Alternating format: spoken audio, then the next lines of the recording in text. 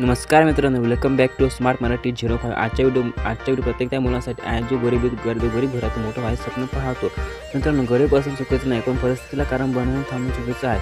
आज खूप लोक म्हणतात माझ्याकडे पैसे नाहीत, मोठे स्टेप नाही, सपोर्ट नाही. पण एक गोष्ट लक्षात ठेवा, लोक मोठे बनून सक्सेसफुल नसतात, ते मेहनतीवर सक्सेसफुल बनतात.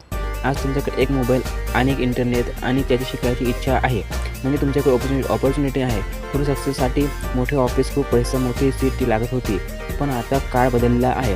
आज मोबाईलवरून यूट्यूब सुरू करू शकता, AI शिकू शकता, फ्रीलान्सिंग करू शकता, व्हिडिओ एडिटिंग करू शकता आणि घरी बसल्या अर्निंग सुरू करू शकता. पण प्रॉब्लेम काय आहे माहीत आहे का? लोक स्वप्न मोठं बघतात पण ॲक्शन घेत नाही. दिवसभर रील, टाईमपास, लेझी हॅबिट्स यात वेळ जातो.